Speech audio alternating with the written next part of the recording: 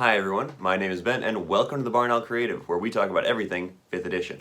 Today we're going to be talking about party size, specifically what ideal party sizes might look like. Now I'm going to preface here and say that this is going to vary by table. Some people's ideal size is going to be 2 or 3, while others are going to be 6 or 7. You just kind of have to experiment and figure out which is going to be best for you. But without further ado, let's dive into it. So page 83 of the DMG says that the average ideal D&D party is between 3 and 5 characters. Now, that's great for certain people, but let's take a look at what the different numbers across the spectrum might mean for you in different ways and which one you might want to pursue. So let's start with 2 to 3 characters. In my opinion, this is on the very low end of everything, and you're going to have actually a more difficult time balancing certain encounters because there's so few players. That said, it is going to speed combat along very, very quickly because you are only dealing with a couple other people in initiative.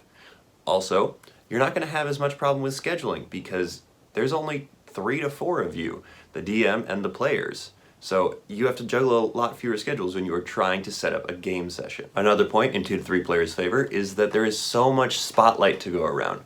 D&D ultimately shakes down to being a game where people just sort of enter and exit the spotlight in tandem with each other. So, having fewer players means there's more spotlight to spread the love with. Now, the biggest strike against 2 to 3 players, in my opinion, is that there is a very limited number of interactions that they can actually have. It also brings less minds to the table to help actively problem solve. But you're going to end up with a little bit more intra-party conflict, in my opinion.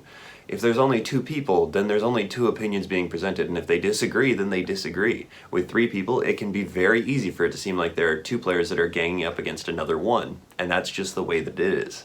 So next up, 4 to 5 players. This is your more classical adventuring party kind of deal, and I actually think this is the area that Wizards of the Coast designs their game to fit more than any other number. Now there is a good reason why 4 to 5 falls directly in that optimal party size number that they give us in the DMG. There's plenty of things for everybody to do, there are plenty of roles for other people to fill and have their specific thing within the party. It keeps combat and social interaction interesting because people can be doing different things at the same time. There's still plenty of spotlight to go around despite the fact that it's being split among more players than it would be in a 2 to 3 person party. There's also more opportunity for people to feel like they're being heard throughout the party because it's so much harder for somebody to feel like they're just getting shut down entirely by the rest of the party if you have more people there and more opportunity for those people to potentially take that one individual side who seems to always be beating their head against the wall to make party decisions. The next step we're going to take is 6 people, which I know is not a normal increment from what I've been doing, but I think that 6 is kind of this awkward half step between average and ideal and too many. The group I DM for right now is 6 people. It's great because they synergize well, they understand that they are sharing the spotlight with everybody else that's around them, and it's pretty easy because if one of them starts to fall off, we can grab them, pull them back into the game as we go forward, whereas with a larger group that's a little bit harder to do. Now at this number, scheduling does become a much larger issue because there are 7 of us, myself included, who need to get their schedules lined up to sit down and play the game together. Combat also gets to be more of a slog and actually more difficult for me to balance. But we still make our way through it and everybody understands and everybody has fun. So you need to have a group at this size that is going to work very well together, be understanding of each other, and be conscious and aware of what is going on with the people around them. Now we move on to 7+. 7+ is a lot of people. That's a lot of schedules to line up. That is a lot of things to manage as the DM. I am comfortable running 7 players in like very limited capacity, but it can get to be a lot very quick and very overwhelming for new people if they are trying to learn the game or learn to run the game. You usually run into the 7+ person party because some word got out somewhere that somebody was putting together a D&D game and everybody decided that they wanted to play in that game, and people have a hard time saying no sometimes. And it's totally fair to say no to somebody joining your game. It doesn't mean that you hate them, it just means that there's not more room at your table. It's a lot of schedules to try and line up with each other too. You're talking minimum 8 people with you included as the DM. As you go up from there, it just gets harder and harder and harder and harder to schedule people to play the game. Really, once you hit 7, 8, 9 people, it might be a good idea to start thinking about splitting the group, having everybody sit down and saying, okay, here's what we're going to do. We're going to split into 2 different parties. a 3 and a 4, 2 4s, a 4 and a 5. It's just probably going to make your life easier. Now, running 2 campaigns at the same time, its own bear, but still. And if that's something you want to do, but everybody's kind of like, but we really want to keep playing together, have them play in the same campaign world. It's going to be adjacent to each other then, but you can have crossover episodes. TV shows do it all the time. Why couldn't you as a D&D group?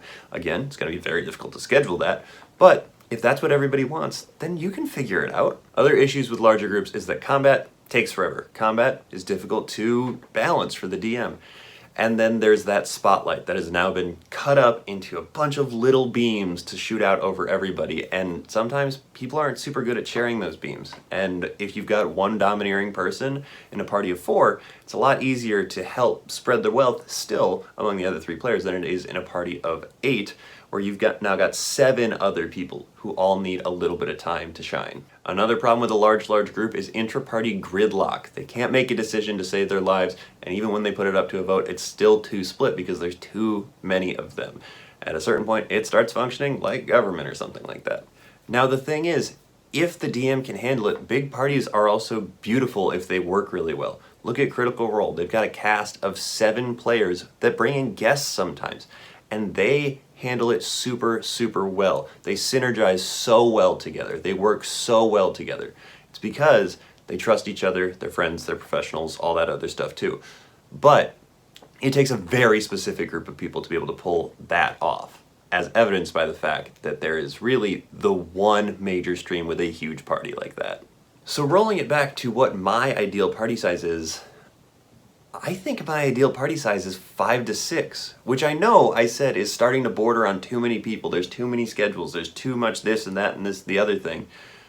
But to me, it's the best because you can create these dynamic party moments. You can have these dynamic character relationships among 3 or 4 different characters. And as long as we can keep people moving along, I think that it works the best out of any of the numbers in there. 4 even feels like it's too few for me. It's not, for sure, but that is how many people I would prefer to run for. Now, how many people I want to play with as another player, I am heavily in the camp of the number of happy to be here, because I don't get to play that often. So I will take pretty much anything I can get at that point. But 5 to 6 is my DM number. Maybe that's insane. So what do you think of this? Why am I wrong or why am I right? Why do you think the way that you do? Let me know in the comments down below, please. And if you haven't yet, please consider subscribing if you like what I'm doing here. I try to push out content every Friday. You can find me on TikTok where I post almost every single day, as well as on the other socials. Links are down in the description. Until next time, keep on rolling.